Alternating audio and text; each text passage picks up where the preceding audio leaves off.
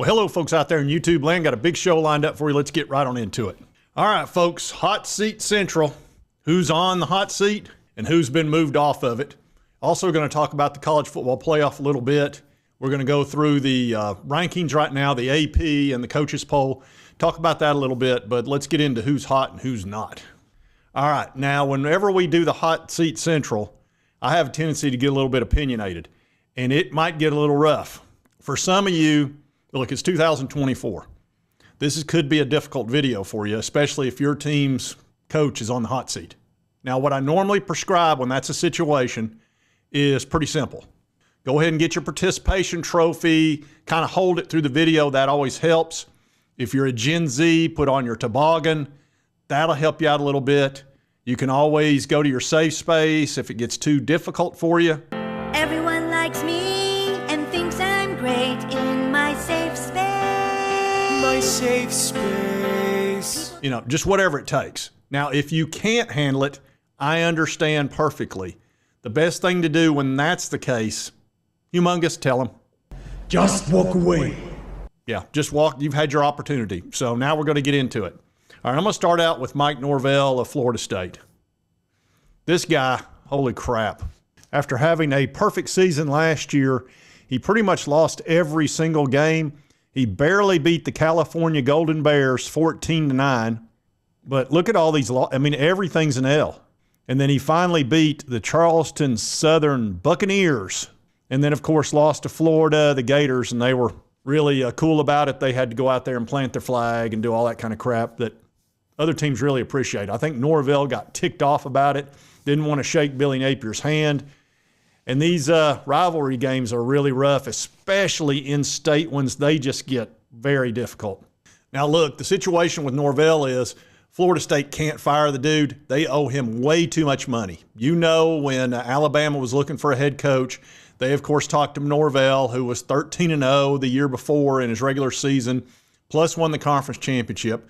So he was obviously somebody they wanted to talk to. So Florida State kind of freaked out and gave him a big extension, big raises, gave the coaches raises down there.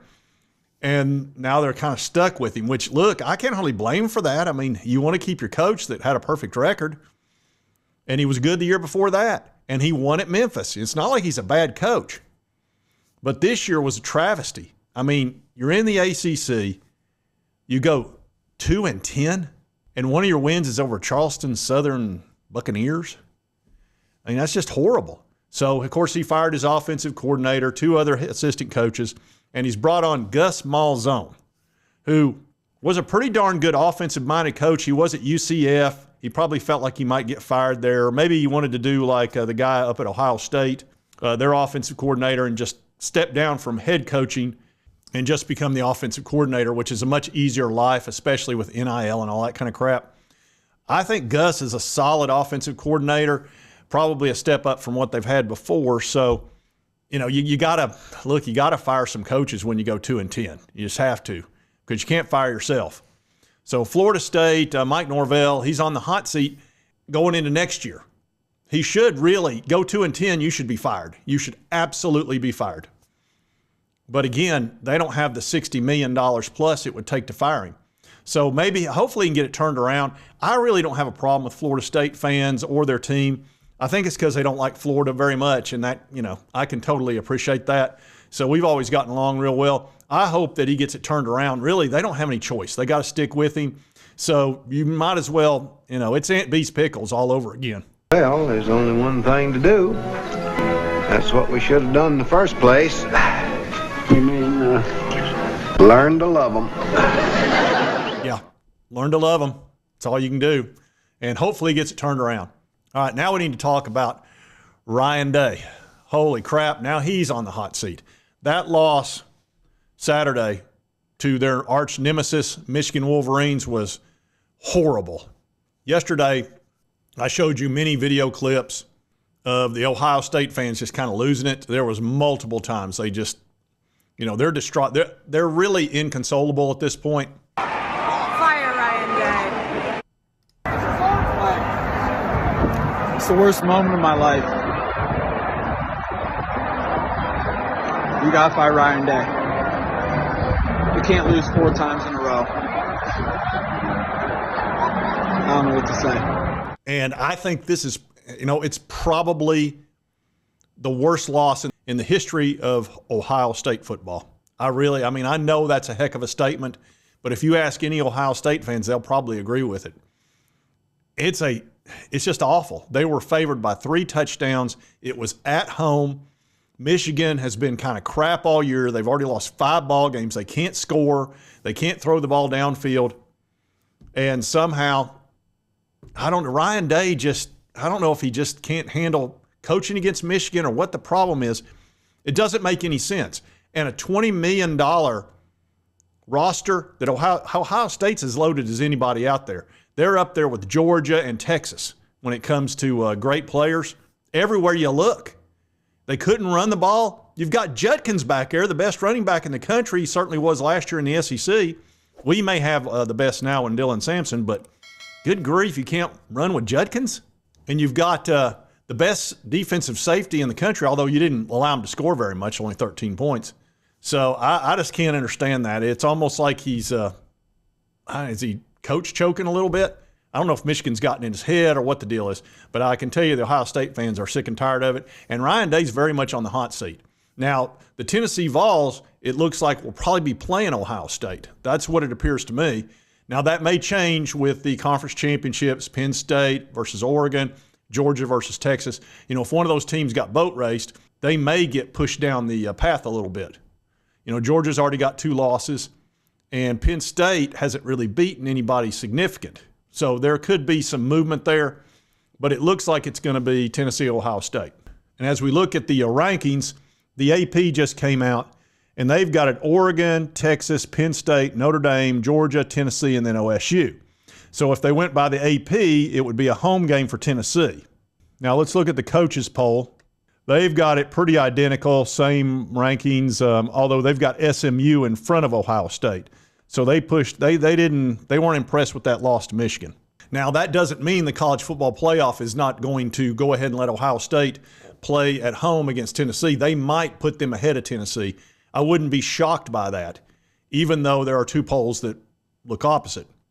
Because it's close call. It really is, because Ohio State's got 2 better wins against Penn State and Indiana, and Tennessee's only got the 1 big win, which was Alabama. They've got some pretty good wins against teams that were 7-5 in the SEC, but nothing huge.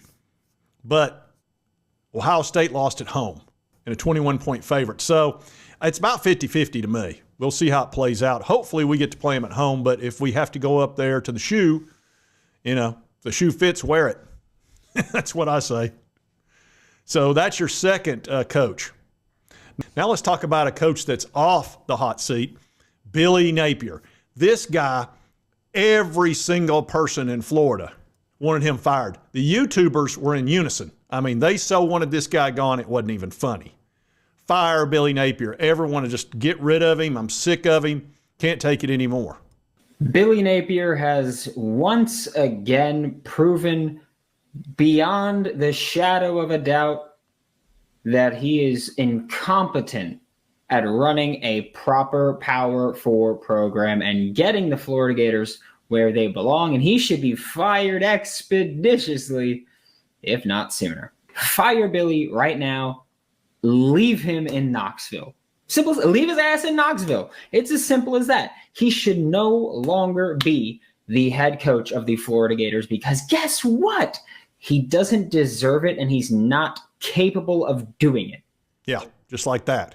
But Billy's turned it around. He started off just getting destroyed by Miami, and that's when the Fire Billy chant started happening. He got a week off with the Sanford game. Then Texas A&M kind of pushed him around, and then they were totally ready to let him go. Then he won a couple of games against Mississippi State, UCF. Then they lost a really tough game against Tennessee up at Neyland in overtime. Then they beat Kentucky. They had Georgia. I'm telling you, if Lagway doesn't get hurt in that game, I swear I think they beat Georgia, because Georgia's somewhat gettable this year on the road, and that was in Jacksonville, which is not necessarily an away game for them, but it kind of is. It's a neutral site, supposedly. Then they got whooped by Texas. They had no quarterbacks. They had to put their 3rd-string guy in there, and it was just terrible. Then DJ was able to play. They beat LSU, which was a great win. And then they beat Ole Miss, which locked in Tennessee into the playoff. So I can't get mad at Billy. Matter of fact, we had to kind of thank Billy for that. And then they beat Florida State, that's no great win. And, of course, they had to show their butt, that's what Florida does. So Billy has stopped his losing streak. He's had 2 losing seasons in a row. Now he's gone, 7-5. And everybody's loving Billy now. You know, Lloyd, just when I think you couldn't possibly be any dumber, you go and do something like this and totally redeem yourself. Oh, and he's doing great in recruiting. They're already in number 12 in recruiting. And the Florida fans are starting to start back to their typical popping off. Oh, they've been coming in my comment section. Oh, we're going to get one of your players and all this kind of stuff. And look, here's the thing. With NIL, early signing day, all that's going to happen. And I know Florida's throwing around a lot of money right now because they had all that money put together from all their donors to get rid of Billy and pay him off. Well, they didn't have to do that because they were going to go give Lane Kiffin whatever he wanted. Well, now they got money for NIL. But what you should be putting your money into, look, Billy's got it turned around. You need to go ahead and extend him at least 3 more years because he's only got 3 years left on his contract.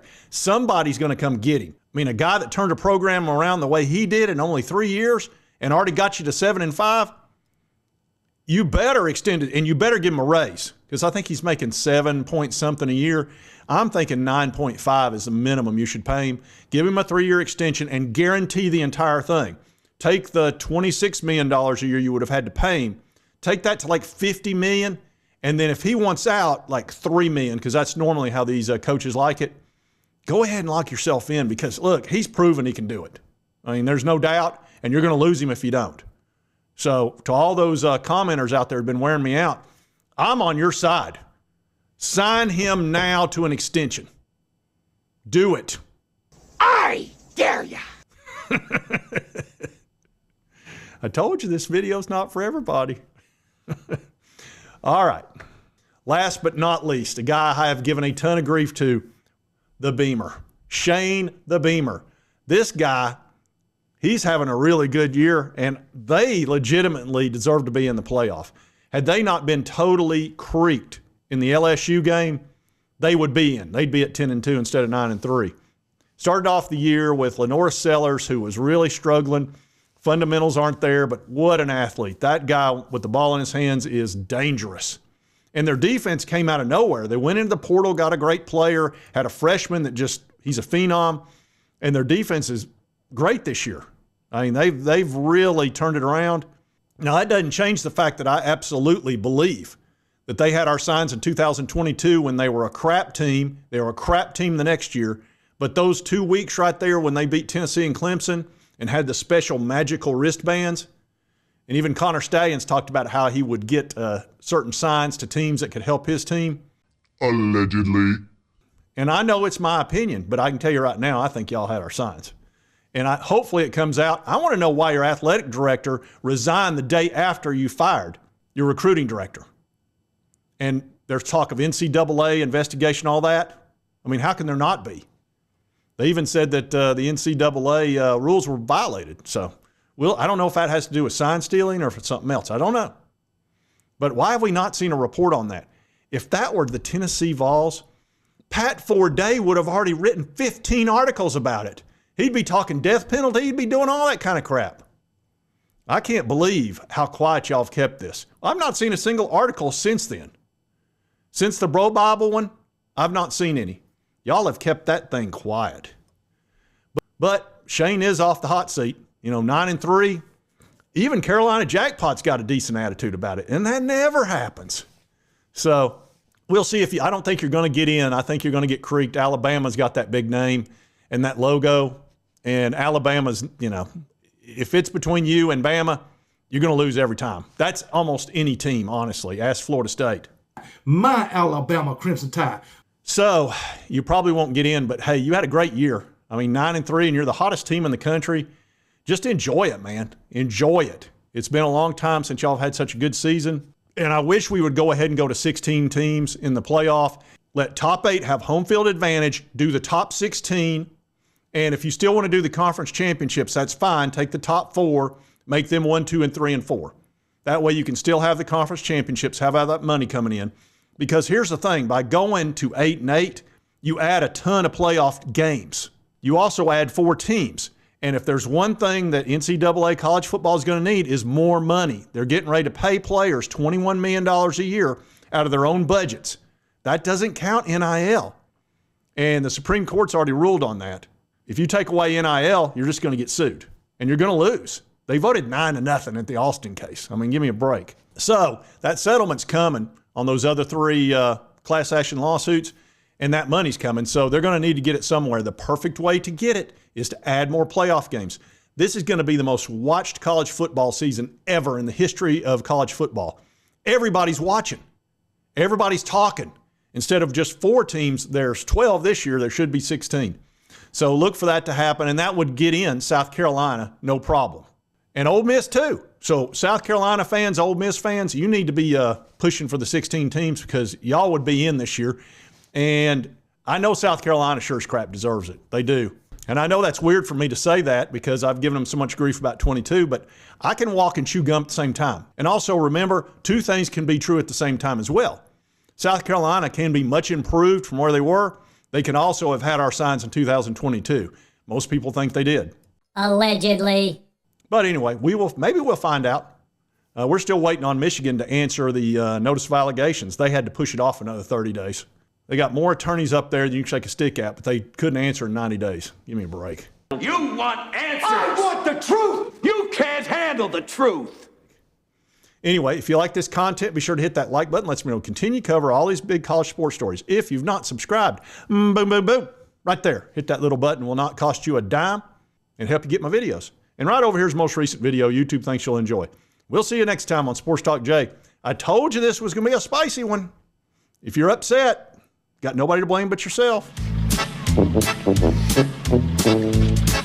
Merry Christmas!